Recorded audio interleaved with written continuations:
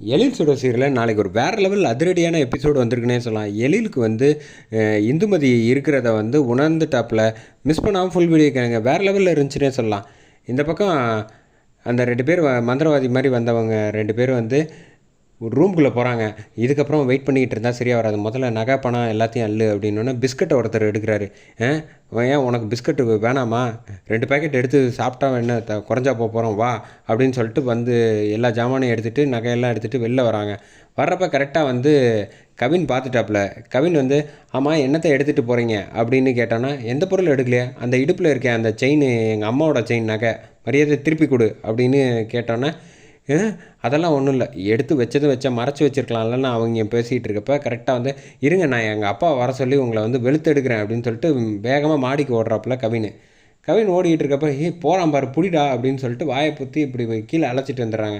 அழைச்சிட்டு வந்தோடனே கையில் உள்ள கட்டையை வச்சு லைட்டாக வந்து அடிக்கிறாப்புல கவின் வந்து மயக்கம் போட்டு விழுந்துடுறப்ப டப்புன்னு இந்துமதி ஆவி வந்துருச்சு.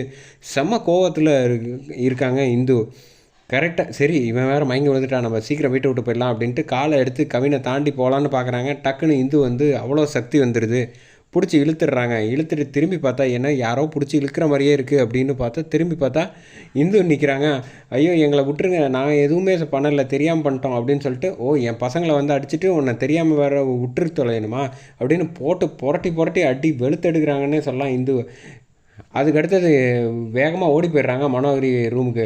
இங்கே பாருங்கள், இந்த வீட்டில் ஆவி இருக்கிறது கன்ஃபார்மு, எங்களால் ஒன்றுமே பண்ணல, எங்களே போட்டு புரட்டி எடுத்துருச்சு, இனிமேல் இந்த வீட்டில் இருக்காதீங்க, தப்பிச்சு எங்கேயாவது ஓடி போயிடுங்க அப்படின்னு சொன்னோன்னே இந்துவுக்கு கன்ஃபார்ம் ஆகிடுது. ஆஹா பெரிய பிரச்சனையில் மாட்டிக்கிட்டோமே அப்படின்னு சொல்லிட்டு போய் பெரிய மந்திரவாதியை போய் பார்க்கணும் அப்படின்னு சொல்லிட்டு போகிறாங்க.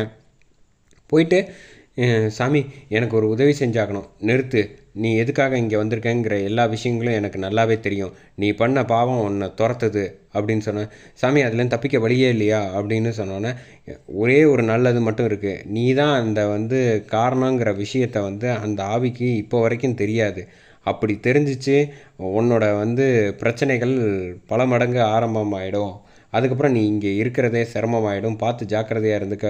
என்ன சாமி இப்படி சொல்லிட்டீங்க, இப்போ எனக்கு இப்போ வழியே கிடையாதா, என்னை நம்பி வந்தவங்களை நான் விட்டு கொடுக்க மாட்டேன், இரு நான் சொல்கிறேன், நாளைக்கு வந்து ராத்திரி வந்து நீ வந்து மஞ்சள் குங்குமம் இதெல்லாம் வச்சுட்டு ஒரு பூஜை செய்யி, அப்புறம் எல்லா பிரச்சனைகளும் சரியாயிடும். ஆனால் ஒரு கண்டிஷன், அந்த குங்குமத்தை வந்து மஞ்சளில் வந்து அந்த யாரும் தொட்டுறக்கூடாது, முக்கியமாக அவளோட ரத்த சம்மந்தப்பட்ட அந்த இந்துவோட இது வந்து தொட்டுறக்கூடாது, அதை மட்டும் நீ செஞ்சிட்டேன்னு வச்சுக்கோங்க, அந்த ஆவி உன்னை வந்து எப்போதுமே பழி வாங்காது, அப்படி இல்லைன்னா உன்னை வந்து என்னால் காப்பாற்ற முடியாது, பார்த்து உஷாராக இருந்துக்க அப்படின்னு சொன்னோன்னே சரிங்க சாமி அப்படின்னு சொல்லிடுறாங்க. இந்த பக்கம் ரூமுக்குள்ளே போயிட்டு இந்து வந்து பார்த்து ஃபீல் பண்ணி கட்டி பிடிக்கிறாங்க நம்ம எழில. அப்போன்னு பார்த்து கரெக்டாக வந்து இந்து நீ இங்கே தானே இருக்க, நீ தான் என்னை கட்டி பிடிக்கிற மாதிரியே என்னால் உணர முடியுது, எங்கே இருக்க இந்து, தயவு செஞ்சு இங்கே தாங்க இருக்கேன், என்ன நான் இங்கே இருக்கிறது உங்களுக்கு தெரியுதா, உணர்றீங்களா அப்படின்றப்ப இந்து என்னை விட்டு தயவு செஞ்சு போயிடாத அப்படின்ட்டு வாசலுக்கு ஓடி வராப்புல வந்து கீழே விழுந்து கத்துறாப்புல, இந்து தயவு செஞ்சு என்னை விட்டுட்டு போயிடாத, நான் எங்கேயும் போகலைங்க, பக்கத்தில் தான் இருக்கேன், ஏங்க நான் பேசுகிறது எதுவுமே உங்களுக்கு புரியலையா அப்படின்னு சொல்கிறாங்க. அதே சமயத்தில் இந்த பக்கம் ராத்திரி மனோகரி வந்து அந்த மஞ்சளை எடுத்துகிட்டு வந்து அந்த சாமியார் சொன்ன பூஜை எல்லாத்தையும் செஞ்சு ஓரமாக வந்து பண்ணிக்கிட்டு இருக்காங்க. எழில் வந்து அழுதுட்டு இருக்க விஷயத்த வந்து மனசு கேட்க மாட்டேங்குது. அதே சமயத்தில் இந்த பக்கம் வந்து எழில் போய் வந்து எந்திரிச்சு போய் படுக்கலான்ட்டு மேலே போகிறாங்க. எழில் எங்கே போயிட்ட, இப்படி நினச்சிக்கிட்டு இருக்க அப்படின்னு மனோகரி கேட்குறாங்க. ஆனால் எதுக்கும் பதில் சொல்லாமல் போய் படுத்துடுறாங்க. இந்த பக்கம் வந்து தீபா கிட்ட வந்து பேசிகிட்டு இருக்காங்க நம்ம இந்து.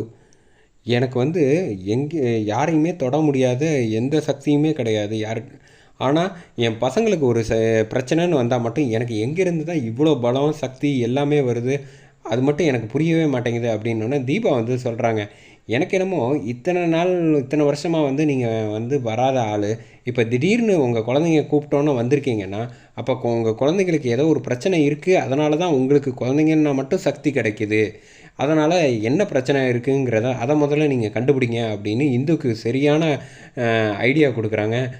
அப்படி ஒரு பிரச்சனை இருக்குன்னு சொல்கிறியான்னு இந்து ஆவியும் புரிஞ்சுக்கிறாங்க தீபா கிட்ட பேசி. அடுத்த நாள் காலையில் வந்து வீட்டுக்குள்ளே வரலான்ட்டு பார்க்குறாங்க.